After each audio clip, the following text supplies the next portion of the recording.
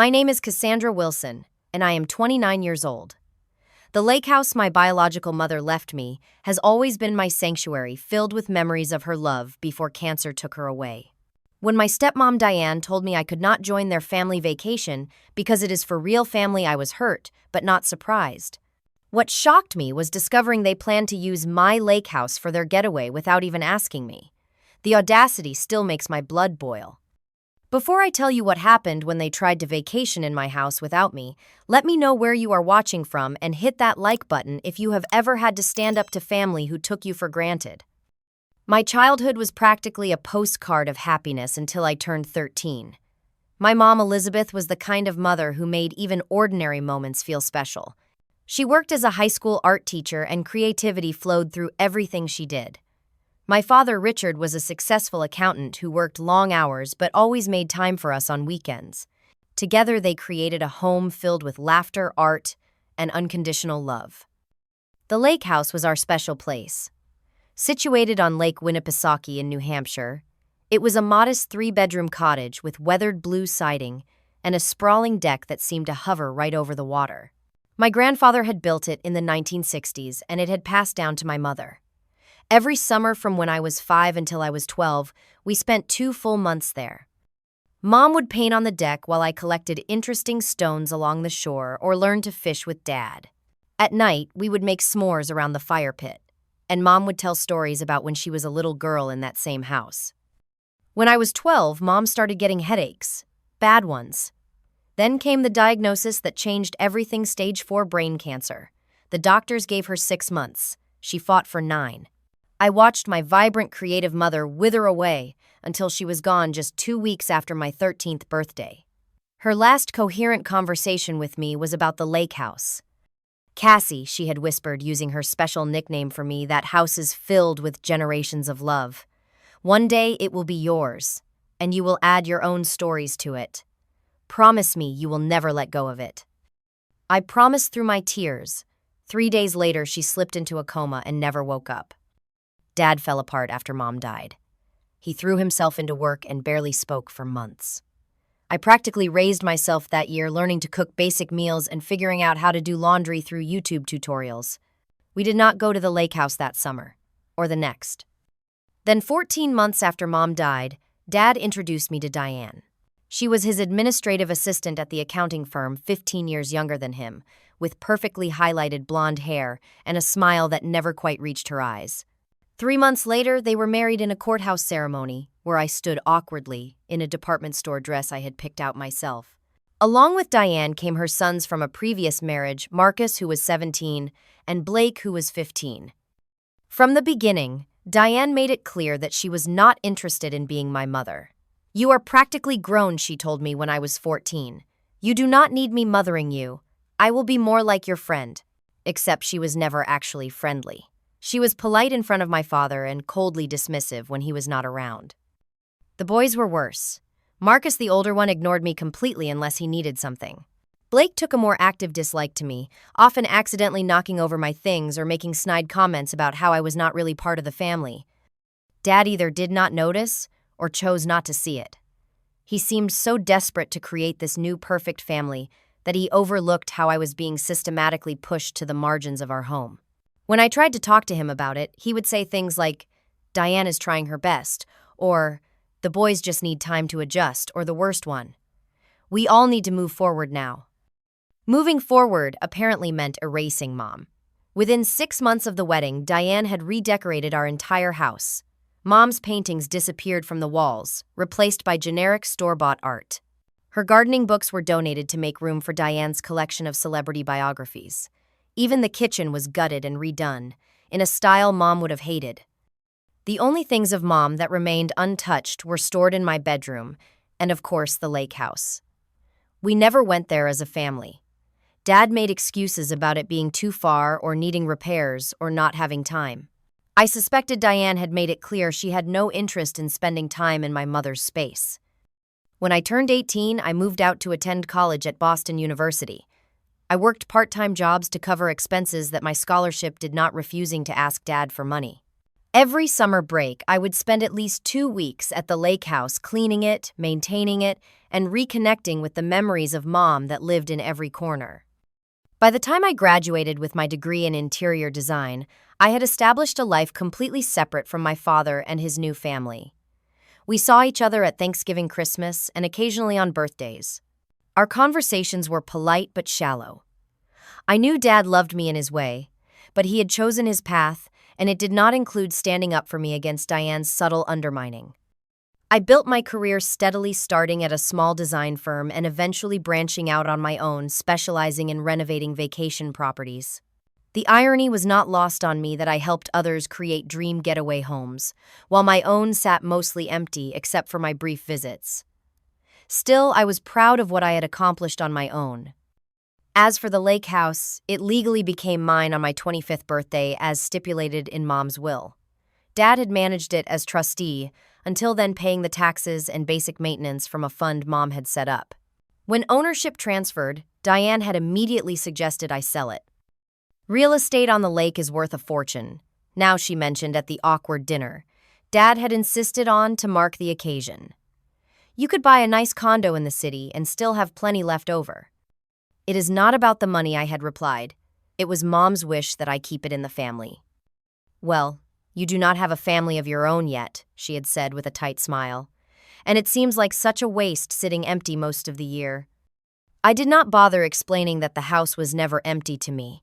It was filled with memories, with Mom's spirit, with the promise I had made. Some things are beyond price, beyond rational explanation. That house was my connection to her, and I would sooner sell my own arm than part with it. The dinner that changed everything happened on a Tuesday in early June. Dad had called me the weekend before, saying he wanted to get the family together for a meal, mentioning he had news to share. Despite my reservations about spending an evening with Diane and my stepbrothers, I agreed to join them at their suburban home. I arrived exactly on time, bringing a bottle of wine as a hostess gift that Diane accepted with her usual mechanical smile. The dining room was set with the expensive china she had insisted Dad buy to replace my mother's more modest set years ago. Marcus and Blake, now 29 and 27, were already seated at the table, both scrolling through their phones. "Cassandra, so good of you to come," Diane said, in that overly sweet tone she used when my father was within earshot. "Richard has been looking forward to seeing you." Dad emerged from the kitchen carrying a platter of roast beef. He had aged considerably in recent years, his hair now completely gray, deep lines etched around his eyes. Still, he brightened when he saw me setting down the platter to give me a quick hug. "There's my girl," he said. Sit. How's business?" We engaged in the usual small talk as Diane brought out side dishes and commanded her sons to put away their phones. My stepbrothers acknowledged me with brief nods. Marcus had followed Dad into accounting and worked at his firm. Blake had bounced between various sales jobs, never quite finding his footing. It was during the main course that Dad cleared his throat and made his announcement. "So, I've decided to take some time off this summer," he said, smiling at Diane. "First extended vacation in years. We're thinking of spending 3 weeks traveling through the Pacific Northwest in July." "That sounds wonderful," I said genuinely. "Seattle and Portland are beautiful in summer." "Oh, we're planning to visit Olympic National Park too," Diane added, "and drive down the Oregon coast." The conversation continued, with Dad showing unusual enthusiasm as he described the itinerary they had planned. I found myself actually enjoying the discussion, offering suggestions about places I had visited on work trips to the region. "Maybe Cassandra could join us for part of the trip," Dad suggested, glancing at me. "You mentioned you've been to Portland, right? You could show us around." Before I could respond, Diane's expression tightened almost imperceptibly. "Oh, Richard," she said with a laugh that set my teeth on edge. "This trip is really just for our family. You know, a chance for us to spend quality time together." The table went silent. My fork froze halfway to my mouth. "Our family, not including me." Dad frowned slightly. "Cassandra is family, Diane." "Of course she is," Diane replied smoothly. "But she has her own life now. And this trip is really about us reconnecting as a core family unit. You, me, and the boys." Marcus smirked slightly while Blake suddenly became very interested in his mashed potatoes. I am sure Cassandra understands, Diane continued, turning to me with an expression of false sympathy.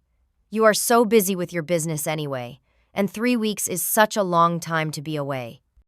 Dad looked uncomfortable but said nothing more. His moment of weak protest had passed, and now he was retreating into the passive acceptance that had characterized our relationship for years. I could have made a scene. I could have called out the obvious exclusion. Instead, I carefully set down my fork, dabbed my mouth with my napkin, and forced a smile. Of course I understand, I said, my voice steady despite the lump forming in my throat. It sounds like a wonderful trip for you all. The conversation moved on to other topics, but I was barely present for the remainder of the meal. I declined dessert, citing an early meeting the next day, and left as soon as I politely could. Dad walked me to my car, hovering awkwardly, as if wanting to say something meaningful. It was good to see you, Cassandra, was all he managed. You too, Dad, I replied, getting into my car before he could see the tears threatening to spill. I made it 3 blocks before I had to pull over, the hurt washing over me in waves. After all these years, it should not have still stung so badly to be reminded that I was an outsider in my father's new life. But it did. Every single time it did. I called my best friend Rachel as soon as I got home. They're excluding me from their family vacation, I told her, pacing around my apartment. Diane actually said it was for real family, right to my face. That woman is toxic, Rachel replied, her outrage on my behalf warming me slightly. And your dad just let her say that? You know how he is. 1 week protest and then nothing. He's been choosing the path of least resistance for 15 years. I'm sorry, Cass. You deserve better than this. We talked for nearly an hour, Rachel's unwavering support helping me process the hurt. By the time we hung up, I had resolved to put the evening behind me. I had built a good life without them. I did not need their approval or inclusion. This determination lasted exactly 4 days until Friday evening, when I was scrolling through social media while waiting for takeout. A post from Blake appeared in my feed, a rare occurrence since we rarely interacted online. The caption made my blood run cold. Getting ready for 3 weeks of lake life. Fishing, swimming, and chilling at the perfect summer spot.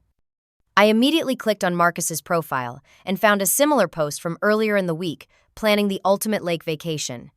Incredible views, private dock, and no neighbors for miles. July can't come soon enough. They were describing my lake house, my sanctuary. With shaking hands, I opened my email and searched for any communication from my father. There it was, sent 2 weeks ago to my rarely used personal account rather than my business email, a casual message asking if the lake property was being used this summer and if the maintenance service was still the same company. I had missed it, completely buried among promotional emails.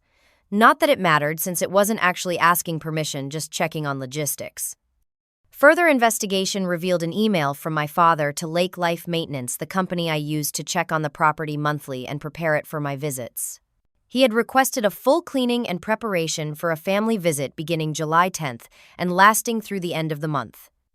My father had not only failed to defend me against Diane's exclusion, they were planning to use my most precious possession, my connection to my mother, for their real family vacation, while deliberately excluding me.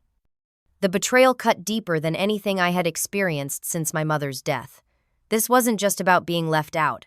This was about them taking the one thing that was undeniably mine, the physical embodiment of my mother's love, and claiming it for themselves while telling me I didn't belong. As hurt gave way to anger, I realized I had a decision to make. I could confront them now, which would likely result in false apologies and promises to discuss it later that would never materialize. Or I could wait and respond strategically on my terms. The choice was clear. For once, this would play out on my terms, not theirs. The next morning, I drove to my grandfather's retirement community on the outskirts of Boston. Grandpa Jim, my mother's father, had always been my strongest connection to Mom after she passed. At 83, he remained sharp as a tack and never hesitated to give his honest opinion. They did what he exclaimed when I explained the situation, his bushy white eyebrows shooting up toward his receding hairline. We sat in his small but cozy living room, sunlight streaming through windows that overlooked a community garden. They're planning to use Mom's lake house, my lake house, for their family vacation. The same vacation I was told was for real family, only, I repeated. Grandpa Jim's face reddened. That house has been in our family for 3 generations. Your grandmother and I built it with our own hands. Your mother was born in that front bedroom. I know, Grandpa. And now this woman and her sons think they can just. He trailed off, too angry to continue. Dad enabled it, I said quietly. He's the one who contacted the maintenance company. Grandpa Jim shook his head slowly. Richard was a good man once. Loved your mother something fierce. After she died, well, grief can break a person. Still, there's no excuse for this. What should I do? I asked, feeling like a child seeking guidance despite being nearly 30. He reached for my hand, his skin paper thin, but his grip still strong. What would Elizabeth do? I smiled slightly, thinking of my mother's gentle but unwavering approach to conflict. She'd stand her ground, but with grace. Exactly. That house is legally yours. You don't need to justify protecting what's rightfully yours, but you do need to be smart about it. After leaving Grandpa Jim's, I called my friend Taylor, who happened to be a real estate attorney. Over coffee that afternoon, she confirmed what I already knew: the lake house was entirely mine, with no legal obligation to allow anyone access, family or otherwise. Document everything, she advised. Emails, texts, social media posts. If they try to claim you gave permission, you'll have evidence to the contrary. I don't think it will come to legal action, I said. Probably not, Taylor agreed. But people get weird about property, especially family. Armed with legal certainty and my grandfather's moral support, I formulated my plan. First, I contacted my design clients and rearranged my schedule, postponing 2 projects and setting up remote work capabilities for others. Then I booked a professional cleaning service to visit the lake house, immediately followed by appointments with a locksmith and security company. 3 days later, I was driving north on I-93, my car packed with enough supplies for an extended stay. The 3-hour journey gave me plenty of time to think, memories of earlier trips along this same route flooding back. Mom singing along to Fleetwood Mac, Dad pointing out interesting landmarks. The growing excitement as we neared our summer haven. Now I drove alone, determination mixing with anxiety. Was I overreacting? Would this irrevocably damage my already fragile relationship with my father? Did that relationship even matter anymore, if he could disrespect me this way? By the time I pulled onto the gravel drive leading to the lake house, I had quieted my doubts. This was about more than a vacation spot. This was about honoring my mother's memory and finally standing up for myself after years of allowing myself to be pushed aside. The house looked exactly as it always did: weathered blue siding, white trim, needing a fresh coat of paint, the large picture windows, reflecting the afternoon sun. Simple, unpretentious, and perfect. The cleaning service had already come and gone, evidenced by the pristine interior when I unlocked the door. What I hadn't expected was the note on the kitchen counter from my neighbors, the Hendersons, who lived in the only other house within half a mile. Welcome, Wilsons. So excited to have you for the month. Let us know if you need anything at all. So, my family had already been in touch with my neighbors, presenting themselves as the rightful occupants of the house. The presumption was staggering. I spent that first evening reacquainting myself with the house, running my hands along the knotty pine walls, opening windows to let in the fresh lake air. In my mother's old studio, converted to a bedroom after her death, I found her painting supplies still neatly arranged on shelves. I cried then for the first time since discovering my family's plans. Not out of sadness or anger, but from a profound sense of connection to her presence in this space. The next morning, the locksmith arrived precisely at 9, a gruff older man named Frank who asked few questions as he changed every lock and installed a new keypad entry system on the main door. By noon, the security company had installed cameras covering all entrances and the driveway. Expecting trouble, the technician asked as he demonstrated the app that would allow me to monitor the cameras from my phone. Just being cautious, I replied. I called the local police station, next explaining that I was the property owner and would be staying through July, and that I wanted to report potential trespassers who might claim to have permission to use the house. The officer I spoke with took my information politely, promising to make a note in their system. Throughout these preparations, my phone buzzed constantly with texts from Rachel and updates from Taylor. My father notably hadn't contacted me at all, clearly assuming his plans were proceeding undetected. The final stage of preparation was making the house undeniably mine again. I rearranged furniture, hung photographs of Mom and me that I had brought along, and placed her favorite books prominently on shelves. In the master bedroom, which had been my parents' room during our summer stays, I unpacked my clothes and personal items, claiming the space that Diane had undoubtedly planned to occupy. Each night that week, I sat on the dock with a glass of wine, watching the sunset paint the lake in golds and pinks. I swam in the cool, clear water each morning. I relearned the creaks and sighs of the old house as it settled at night. This place was in my blood, my bones, my heart, and in 6 days I would defend it against those who thought they could simply take it without asking. "Are you sure you want to be there when they arrive?" Rachel asked during one of our daily check-in calls. "You could just leave a note." "I need to do this face to face," I insisted. "They need to understand that I'm not that same teenager who quietly accepted being pushed aside." When July 10th arrived, I was ready. The new locks were installed, the cameras were active, and I had rehearsed what I would say.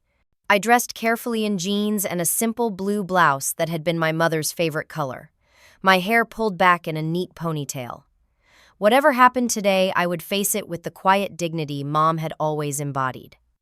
At exactly 2:15 p.m., the security app on my phone alerted me to movement at the end of the driveway. My family had arrived right on schedule. I watched through the security camera app as 2 vehicles made their way slowly up the gravel driveway. Dad's silver Audi led the way, followed by Diane's white Range Rover. They parked in the circular area in front of the house, exactly where we used to park during our family vacations years ago. My heart hammered against my ribs as I observed them from my position in the living room, partially hidden behind the curtain of the large picture window. Dad emerged first, stretching his back after the long drive. He looked tired but happy, gazing up at the house with a nostalgic expression that made my resolve waver momentarily.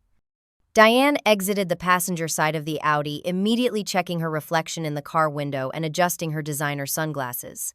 Marcus and Blake climbed out of the Range Rover, both looking bored and immediately pulling out their phones to check for service. "Reception's spotty out here," I murmured to myself, remembering how Mom had always called it a blessing. "Forces you to be present," she would say. I watched as Dad walked to the trunk and began unloading luggage. Diane directed the boys to help, gesturing imperiously toward the bags. They reluctantly pocketed their phones and moved to assist, grumbling visibly, though I couldn't hear their words. Then Dad approached the front door, pulling out a set of keys that would no longer work. A strange calm settled over me as I moved away from the window and positioned myself in the center of the living room, facing the door. The metallic sound of a key scraping against a lock that had been changed was followed by confused murmuring. Then came a knock, tentative at first, then more insistent. "That's odd," I heard Dad say through the door. "The key isn't working." "Did you get the right keys from the maintenance company?" Diane's voice already edged with annoyance. "These are the same keys we've always had," Dad replied. "Maybe the lock is sticking." More jiggling of the handle, followed by increasingly frustrated knocking. I took a deep breath and moved to the door. "Who is it?" I called, as if I didn't know. Silence fell on the other side of the door. Then Dad's confused voice. "Cassandra, is that you?" "Yes, it's me," I replied calmly. "What are you doing here?" "The door seems to be stuck." "The door isn't stuck, Dad. I changed the locks." Another silence, longer this time. I could practically hear the gears turning in their minds. "You?" What Diane's voice now sharp with disbelief. "Why would you do that?" "Because this is my house," I stated simply, "and I didn't give anyone permission to use it." I heard hushed, urgent conversation, then Dad again, his voice placating. "Cassandra, honey, there must be some misunderstanding. I sent you an email about our plans to use the lake house. Checking if maintenance was still the same company isn't asking permission, Dad. It's assuming." "Open the door," Cassandra Diane demanded. "We've been driving for hours and need to get settled." "I'm sorry, but I don't allow strangers in my house," I replied, echoing her own words from the dinner. Strangers? Dad sounded genuinely hurt. "We're your family." "Really, that's not what Diane said at dinner. She specifically told me this vacation was for real family only. Her words, not mine." More hushed conversation, then the sound of someone moving away from the door. Through the security app on my phone, I could see Diane gesturing angrily at my father, her face flushed with indignation. Blake appeared at one of the side windows, cupping his hands against the glass to peer in. When he spotted me, his expression turned to shock. "She's really in there," he called back to the others. I moved to the window. "This is private property. Please step away from the window." Blake's face contorted with anger. "You psycho, you knew we were coming here. You did this on purpose." Blake Dad's sharp reprimand came from the direction of the front door. "That's enough." I returned to the door. "Dad, I think you all should leave now. There are several nice hotels in town." "Cassandra, please?" Dad's voice had taken on a pleading tone. "Can we just talk about this face to face?" Part of me wanted to open the door to see if there was any possibility of genuine understanding, but I knew better. Any conversation now would be dominated by Diane's manipulations and Dad's desire to keep the peace at all costs, my costs. "I think we're talking just fine like this," I replied. "The fact is, you excluded me from your family vacation and then planned to use my property without properly asking me. That's not okay." "We'll call the police," Diane threatened suddenly. "You can't keep us out of Richard's property." "It's not Dad's property," I corrected her. "It's mine. Has been since I turned 25 as stipulated in Mom's will. And please feel free to call the police. I've already spoken with them and explained the situation." This was met with stunned silence. Marcus's voice came next, calmer than the others. "Look, Cassandra, we've come a long way. At least let us use the bathroom and figure out our next steps." "There's a public restroom at the marina half a mile down the road," I informed him. "And as for next steps, I recommend the Lakeside Hotel in town. They usually have vacancies midweek." Dad tried once more, his voice cracking slightly. "Cassie, please. This isn't like you." The use of Mom's nickname for me sent a jolt of anger through my body. "You have no idea what I'm like anymore, Dad. You haven't for a long time."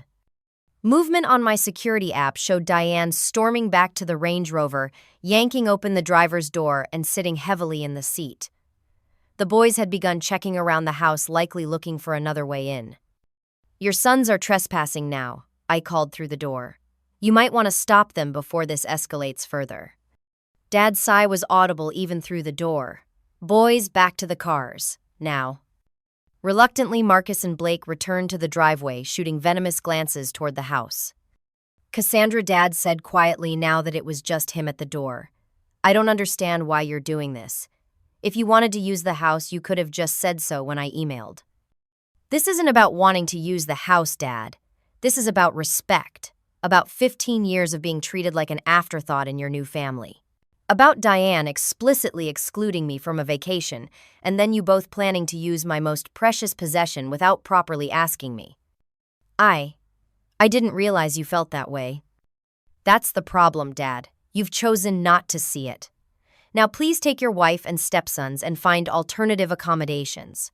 We can talk another time if you want, but not today." A long pause followed, then the sound of retreating footsteps. Through my app, I watched Dad walk slowly back to the Audi, his shoulders slumped. He spoke briefly to Diane through her window, then got into his own car.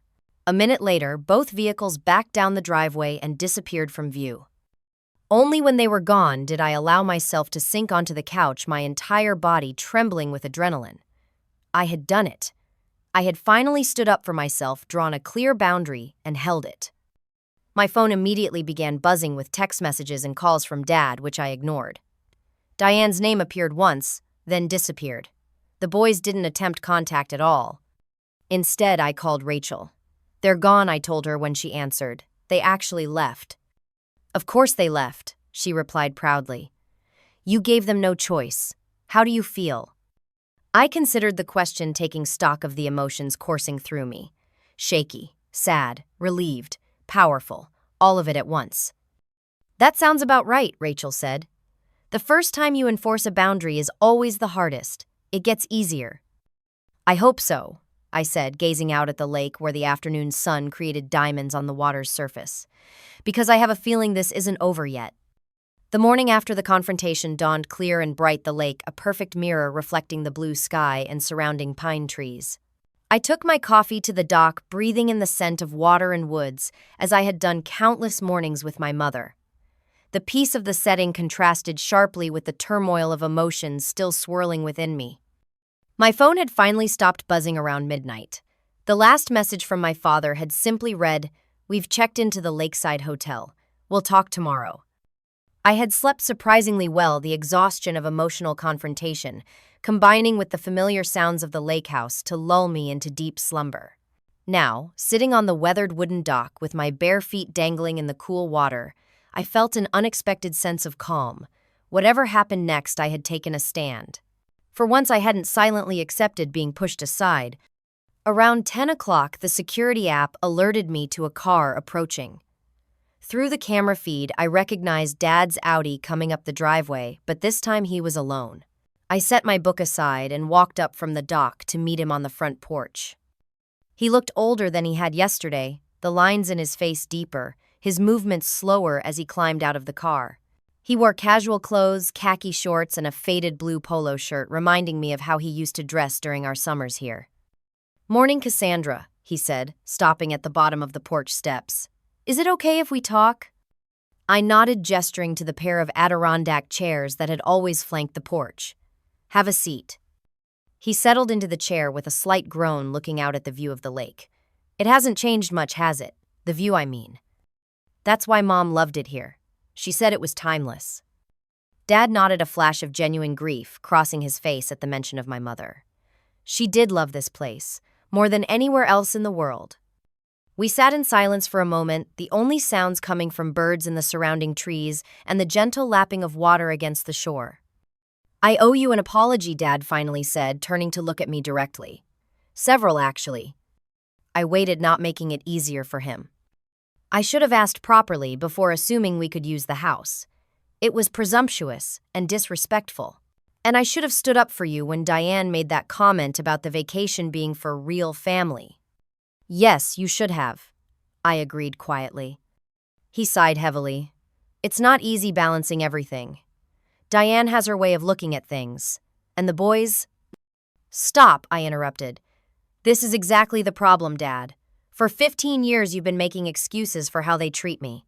For 15 years you've chosen the path of least resistance, which always means letting me be the one who gets hurt." Dad looked down at his hands. "I never meant to hurt you. But you did, over and over again, and yesterday was the last straw. You excluded me from your vacation, fine. That's your choice.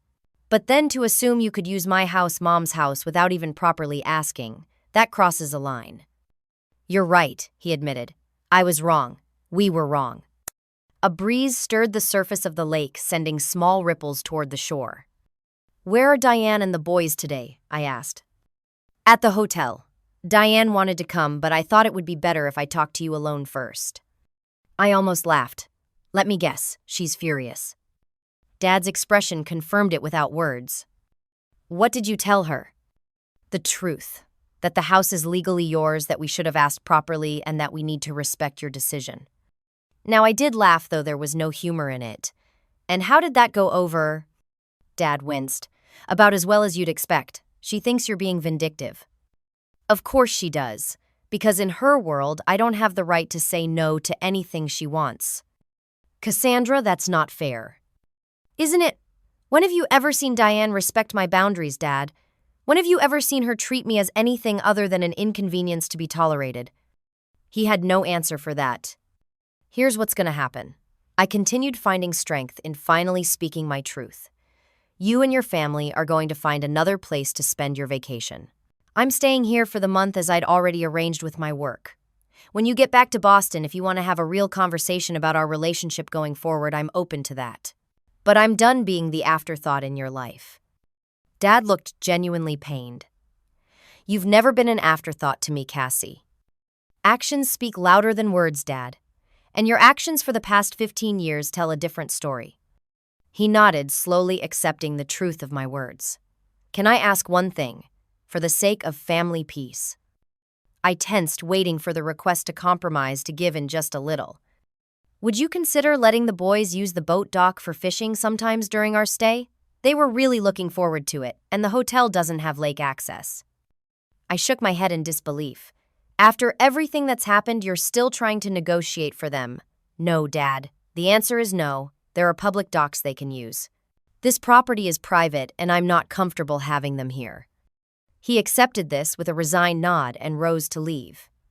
At the steps, he turned back. "I am sorry, Cassandra. For everything." "I know you are, Dad. That's always been the problem. You're sorry after the fact, but you never actually change anything." After he drove away, I returned to the dock, tears finally coming now that I was alone. They weren't tears of sadness exactly, but of release, years of suppressed hurt and anger finally finding an outlet. I had hoped that my conversation with Dad would resolve things at least temporarily. Instead, it marked the beginning of an escalation I hadn't anticipated. That evening, my phone exploded with notifications. Diane had taken to social media, posting a lengthy, carefully worded message about family heartbreak and the pain of rejection without naming me directly. The post quickly gathered sympathetic comments from mutual acquaintances and extended family members, many expressing shock at how someone could be so selfish. Marcus and Blake were less subtle. Blake posted a direct attack, calling me psychotic and vindictive for kicking them out of the family lake house. Marcus shared a thinly veiled post about toxic people who claim to be victims while hurting others. Both posts tagged me directly. My business page was suddenly flooded with one-star reviews from anonymous accounts, all posted within the same hour, claiming I was unprofessional and difficult to work with. The coordinated attack was obvious. I called Taylor immediately. "They're trying to damage my reputation," I told her, scrolling through the mounting negative reviews. "Document everything," she advised. "Screenshots, timestamps, the works. Most review sites have policies against revenge reviews. We can get them taken down." Next came the phone calls and texts from extended family members and old family friends, many of whom I hadn't spoken to in years. Some were gently probing, asking for my side of the story. Others were openly accusatory, suggesting I was being unreasonable and hurtful to my father. My father's sister, Aunt Patricia, was particularly vocal. "Your mother would be ashamed of your behavior," she texted the words, cutting deep despite coming from someone who had barely maintained contact after Mom died. The only surprise ally came in the form of my father's younger brother, Uncle Michael, who called Wednesday evening as the social media storm was reaching its peak. "I just want you to know I'm on your side in this," he said without preamble when I answered. "You are?" I asked, genuinely surprised. Uncle Michael had always been cordial but distant. "Diane's been manipulating situations for years," he said. "The rest of the family might not see it, but I do. I've watched how she's sidelined you since she came into the picture. Standing your ground was the right move." His support brought fresh tears to my eyes. "Thank you. That means a lot right now. Hang in there, kiddo. This will blow over, and the ones who matter will understand." The week continued in this vein. Social media attacks, manipulated narratives, and mounting pressure from various directions to be reasonable and think of your father's feelings. Through it all, I maintained my position, responding only to direct communications and ignoring the social media circus. Dad texted daily, his messages becoming increasingly strained as Diane's frustration grew. They had shortened their stay from 3 weeks to 1, planning to leave Sunday for Seattle instead. "The boys are very disappointed," he wrote on Friday. "They were looking forward to spending time at the lake." I didn't bother responding. The lake had been here all their lives. They could have asked to visit at any time over the years. Their sudden interest coincided conveniently with being denied access. On Saturday, 5 days after the initial confrontation, I ran into Diane at the local grocery store. I had been avoiding town as much as possible but needed supplies. She was at the checkout when I walked in, her posture stiffening when she spotted me. I considered turning around and leaving, but decided against it. This was my community as much as it was temporarily hers. I grabbed a basket and proceeded to shop, aware of her finishing her transaction and then lingering near the entrance, clearly waiting for me. When I finally approached the checkout with my items, she stepped into my path. "I hope you're satisfied with yourself," she said, her voice low but intense. "You've ruined our family vacation and broken your father's heart." Several shoppers turned to look at us, the tension palpable. "I'm not going to do this here, Diane," I replied calmly. "Of course not. You'd rather hide in that house and pretend you're the victim," she hissed. "Do you have any idea how selfish you're being?" The cashier, An older woman who had worked at the store for as long as I could remember looked uncomfortable. "Everything okay here?" she asked, glancing between us. "Everything's fine, Mrs. Harmon," I assured her, recognizing the woman from childhood summers. "Diane was just leaving." "Don't you dare dismiss me," Diane said, her voice rising. "After everything Richard has done for you." "What exactly has he done for me, Diane?" I interrupted, my patience finally snapping. "Allowed me to be pushed to the sidelines of his life for 15 years. Failed to stand up for me time and again. Please enlighten me." The store had gone quiet, other customers openly watching now. "He gave you everything," Diane exclaimed. "And this is how you repay him. By embarrassing us in front of everyone, by acting like a spoiled child." Mrs. Wilson, the store manager, approached now, his expression concerned. "I'm going to have to ask you to take this outside." "It's fine," I said, placing my basket on the counter. "I'll come back later."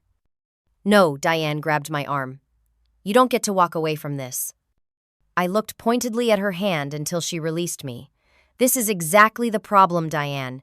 You think you're entitled to whatever you want, including my property and my time. You're not. Now please leave me alone." I turned to the manager. "I'm sorry for the disturbance, Mr. Collins. I'll come back another time." "No need," he said kindly. "Mrs. Harmon can ring you up while I escort Mrs. Wilson out." Diane's face flushed deep red. "This is ridiculous. She's the one causing problems, not me."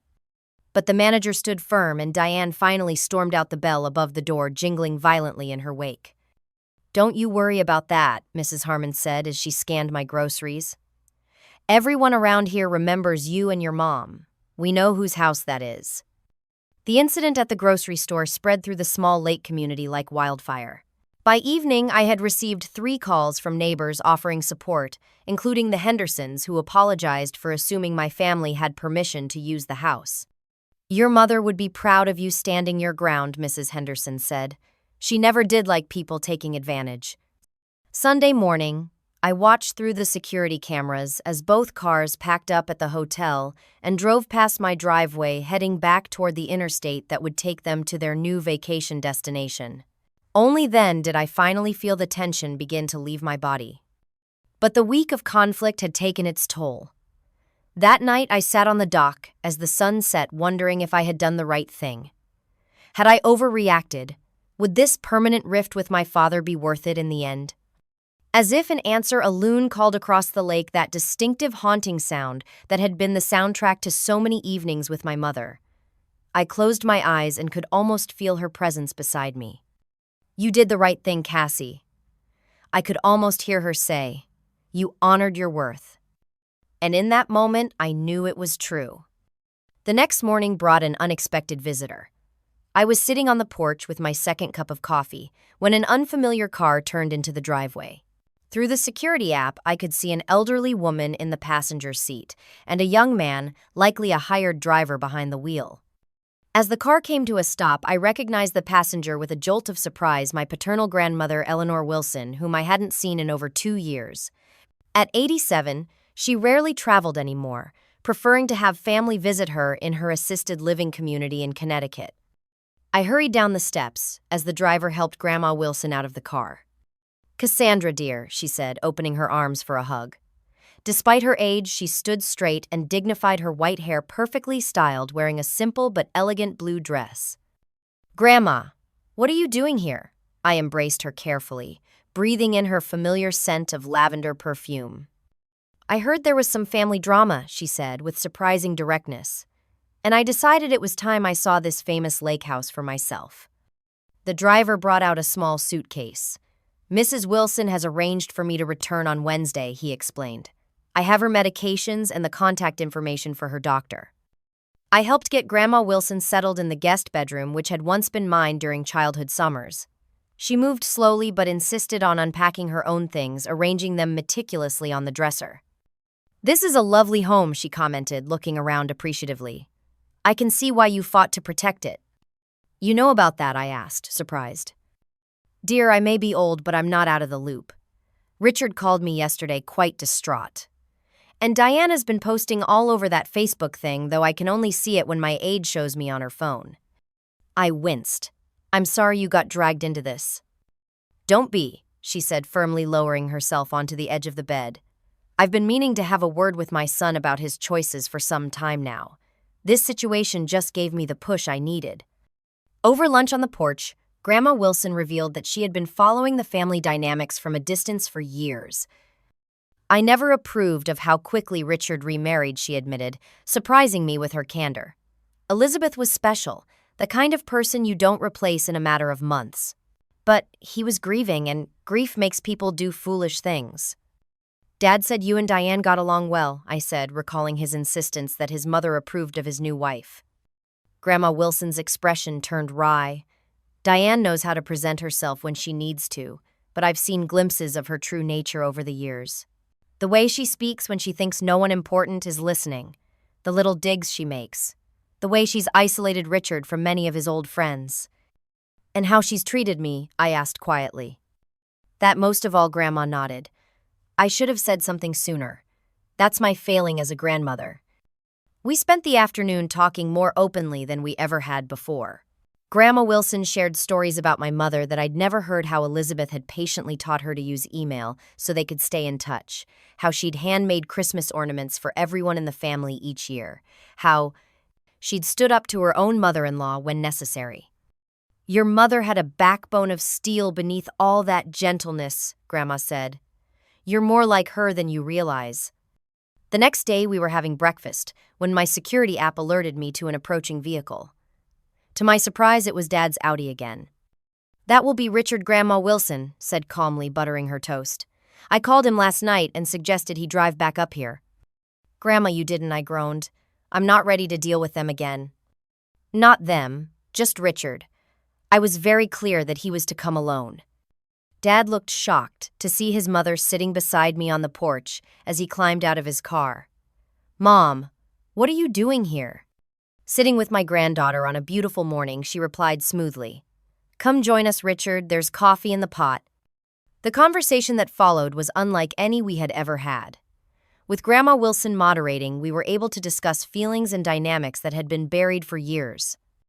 I always felt like I had to choose, Dad admitted after nearly an hour of difficult conversation, between honoring Elizabeth's memory and building a new life with Diane, between being there for you and keeping peace in my new marriage.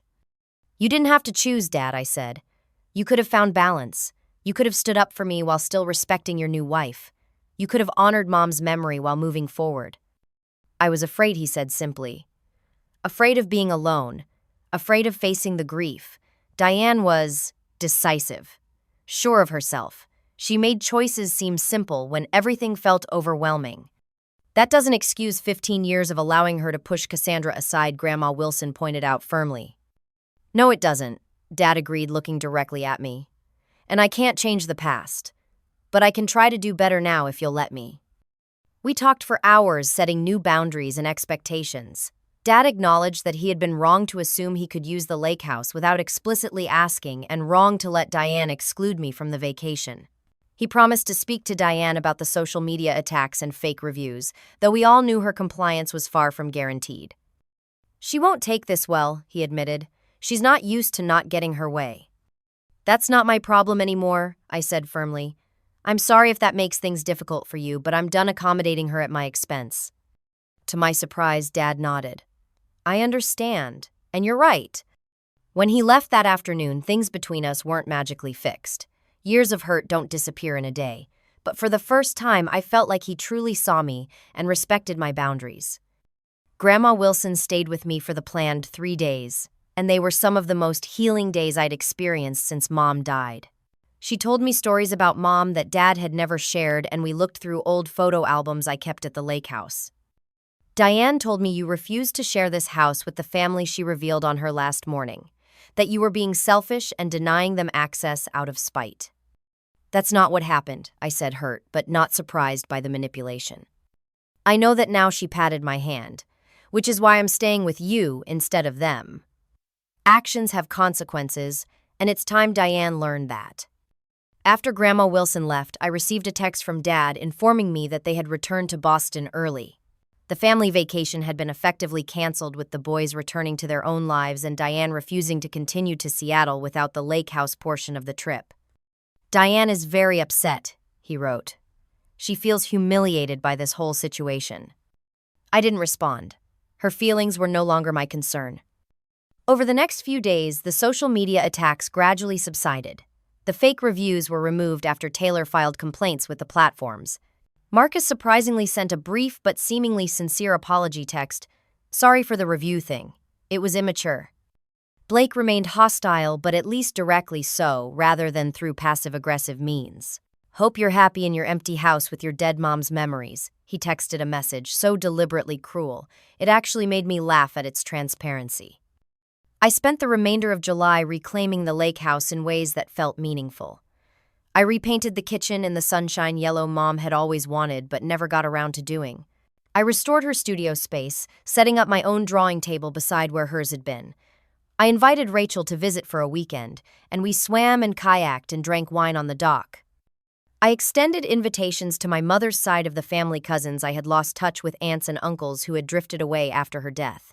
Many accepted, leading to weekend visits filled with reminiscences about Mom and reconnections that felt long overdue. By the time August arrived and I prepared to return to Boston, the lake house felt fully mine in a way it never had before. Not just legally, but emotionally. I had defended it, reclaimed it, and filled it with new memories alongside the cherished old ones. Back in Boston, I set new boundaries with Dad. We would meet for lunch once a month, just the two of us. No Diane, no stepbrothers. He accepted these terms, and our conversations during these lunches were more honest than they had been in years. He was trying, I could see that, though. Old habits occasionally surfaced. Diane remained coldly civil on the rare occasions we encountered each other. The boys I barely saw at all, which was a relief. I attended family holidays at Grandma Wilson's assisted living community rather than at Dad and Diane's house, a compromise that worked for everyone. I also began seeing a therapist to process the complex emotions stirred up by the confrontation. Dr. Mercer helped me understand that standing up for myself wasn't selfish. It was necessary for my well-being. She also helped me work through the lingering grief for my mother that had become entangled with the family conflict. Your mother gave you that house as a gift of love, she said during one session. By protecting it, you were honoring her intention. As summer turned to fall, I found myself changed by the experience in unexpected ways. I was more direct in my professional life, no longer hesitating to state my needs or boundaries with clients. I ended a casual relationship with a man who showed early signs of not respecting my time or space. I reconnected with parts of myself that had been suppressed in the effort to keep peace with my father's family. By the time the holidays approached, I had created a new normal that felt authentic and sustainable. I had a cordial but boundaried relationship with my father. I had meaningful connections with extended family. I had a thriving business and supportive friends. And I had the lake house not just as a property but as a touchstone, a physical reminder that I was worthy of respect, that my mother's love remained with me, and that standing up for myself wasn't just acceptable but essential. When the first snow fell in December, I drove up to the lake house for a weekend, winterizing it properly and taking one last walk along the frozen shoreline before closing it up until spring. In the quiet of the snowy landscape, I felt my mother's presence more strongly than ever. Thank you, I whispered to her, to the house, to the universe, for helping me find my voice. 1 year later, I stood on the dock of the lake house, watching as Rachel's children splashed in the shallow water near the shore. July had returned, bringing with it warm sunshine and the anniversary of my stand against my stepfamily. So much had changed in those 12 months, both in my surroundings and within myself. The lake house had undergone a thoughtful renovation, preserving its character while updating the aging infrastructure. I had hired a contractor who specialized in historic properties, ensuring that the spirit of the place remained intact, even as the plumbing and electrical systems were modernized. The weathered blue siding had been replaced with identical material the original color carefully matched. Inside, I had kept the knotty pine walls, but lightened the space with new windows and skylights, creating an airy feel my mother would have loved. My business had flourished, partly due to the boundary-setting skills I had developed through the family confrontation. I had narrowed my focus to specializing in vacation property renovations, particularly those with emotional significance to their owners. The authenticity with which I approached these projects resonated with clients who wanted to honor the past while creating spaces for new memories.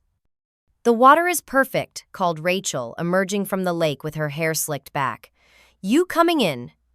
In a minute, I promised, smiling as I watched her return to her husband and children. This gathering had become my new tradition, a week at the lake house, with chosen family rather than those connected by obligation alone. Rachel, and her family Taylor, and her partner my grandfather and cousins from my mother's side, and my new boyfriend Ethan, whom I had met through a client 6 months ago. Ethan understood the significance of the lake house without me having to explain. On his first visit, he had stood on the dock and said simply, "This place holds your heart." His respect for both the property and the boundaries I had established around it had been one of the first signs that our relationship might have lasting potential. My relationship with Dad had evolved into something different but ultimately healthier than before. Our monthly lunches continued, sometimes awkward but always honest. He had begun therapy himself, working through his unresolved grief for my mother and examining patterns in his marriage to Diane. "I failed you," he had said during a particularly raw conversation in the winter. "I was so afraid of being alone after your mother died that I let Diane dictate terms I should never have accepted." "Why did you stay?" I had asked a question that had burned in me for years.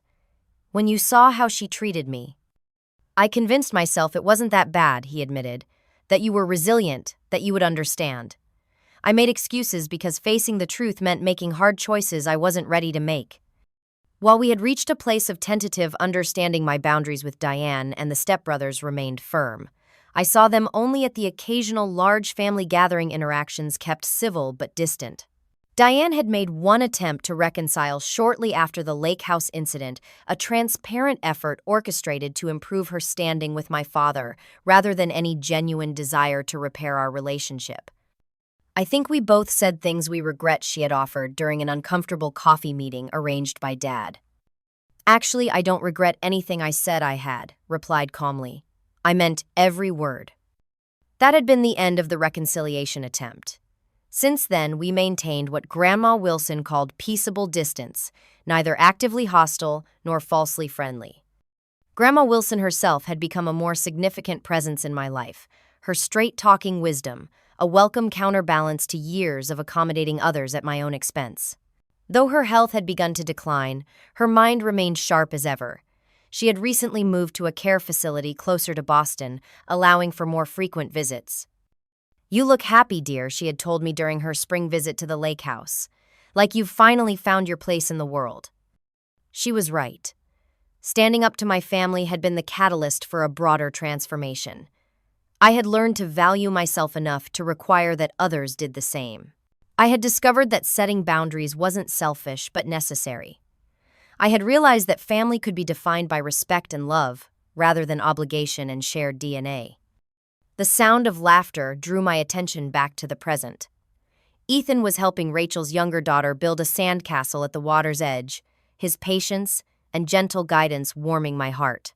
My grandfather sat in an Adirondack chair under a shade tree deep in conversation with Taylor about local history. This, I realized, was what my mother had wanted for me when she left me the lake house. Not just the property itself, but the life it could contain: authentic connections, joy, peace, and self-respect. She had given me not just a building, but a foundation upon which to build a life true to myself. As the afternoon sun began its slow descent toward the tree line, casting golden light across the water, I finally joined my friends in the lake. The cool water embraced me like an old friend, and I floated on my back, gazing up at the vast blue sky. The journey of the past year had taught me lessons I would carry forever: that standing up for yourself isn't selfish but essential, that people who truly love you will respect your boundaries, that sometimes the family you choose is more nurturing than the one you're born into, and that honoring those who truly loved you means living with the same courage and authenticity they showed. Most importantly, I had learned that a home isn't just a physical space but a reflection of your worth. My mother had known that all along, which is why she had been so determined to leave me this place, not just as shelter but as a tangible reminder that I deserve to take up space in the world, to have my voice heard, and to be treated with dignity. As I rejoined the group for dinner on the deck that evening, watching the sunset paint the lake in shades of pink and gold, I felt a deep sense of gratitude for the difficult but necessary stand I had taken 1 year ago. That single act of courage had rippled outward, transforming not just my relationship with my family, but my relationship with myself. A toast called Grandpa Jim, raising his glass as we gathered around the table laden with food. To Elizabeth, who knew exactly what she was doing when she left this special place to Cassandra. And to Cassandra, added Rachel with a meaningful look, who had the courage to protect it. Glasses clinked as twilight settled over the lake, and I felt a profound sense of having come home not just to this place but to myself. Have you ever had to take a stand against family who took advantage of you? I would love to hear your stories in the comments below. Remember that setting boundaries is not selfish. It is an act of self-respect that ultimately leads to healthier relationships. If this story resonated with you, please like and subscribe for more real-life experiences and share with someone who might need encouragement to stand up for themselves. Thank you for listening to my journey. And remember, your worth is not determined by how much you allow others to take from you, but by how firmly you protect what matters to your heart.